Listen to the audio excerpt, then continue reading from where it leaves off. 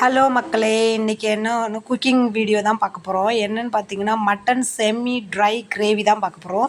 இதுவும் வந்து பார்த்திங்கன்னா எங்கள் ஹஸ்பண்ட் தான் பண்ணாங்க. ஸோ நான்வெஜ்னாலே எங்கள் ஹஸ்பண்ட் தான் பண்ணுவாங்க. ஸோ சண்டேனாலே எங்களுக்கு ஒரே ஜாலி தான்.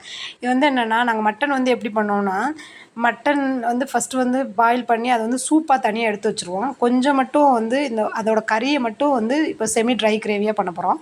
இதில் வந்து பார்த்திங்கன்னா கொஞ்சம் ஆயில் விட்டுக்கோங்க. ஆயில் விட்டுட்டு ஒரு பல்லு பூண்டை வந்து நல்லா சின்ன சின்னதாக சாப் பண்ணி ஆயிலில் போட்டுக்கோங்க.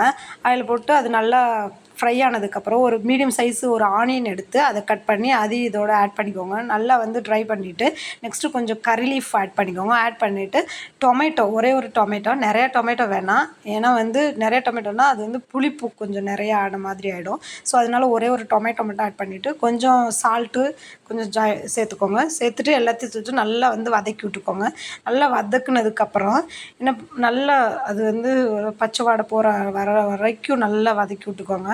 ஸோ வதக்குனதுக்கப்புறம் என்ன பண்ணுறீங்கன்னா, அந்த மட்டனில் வந்து என்ன கொஞ்சமாக வாட்ரு இருக்கும். அந்த கொஞ்சம் வாட்டரை மட்டும் எடுத்து அந்த வாட்டரை வந்து ஃபஸ்ட்டு இதில் ஊற்றிட்டு, நம்ம வீட்டில் வந்து மிளகா பொடி வச்சுருப்போம்ல, அந்த மிளகா பொடியை வந்து இதில் எடுத்து வச்சுக்கோங்க. எடுத்து வச்சுட்டு நல்லா வந்து நல்லா அந்த இது வந்து சுண்டுற அளவுக்கு நல்லா இது பண்ணிவிட்டு, அதுக்கப்புறம் என்ன பண்ணணும்னா, இருக்க மட்டனை வந்து அதோடு சேர்த்துக்கோங்க.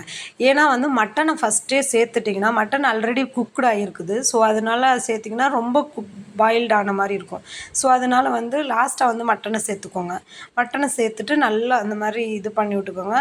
நெக்ஸ்ட்டாக வந்து கொத்தமல்லி இருந்தால், கோரியண்டர் இருந்தால் அதில் வந்து தூவி விட்டுக்கோங்க. இது வந்து என்னன்னா அவ்வளோ ஒரு டேஸ்ட்டாக இருந்துச்சு. செம்ம டேஸ்ட்டு உண்மையிலேயே. நீங்களும் உங்கள் வீட்டில் ட்ரை பண்ணி பாருங்கள். இந்த மாதிரி எங்களுக்கு இதெல்லாம் ட்ரை பண்ணி கொடுக்குறது எங்கள் ஹஸ்பண்ட் தான். ஸோ லைக் பண்ணுங்கள், ஷேர் பண்ணுங்கள், சப்ஸ்கிரைப் பண்ணுங்கள்.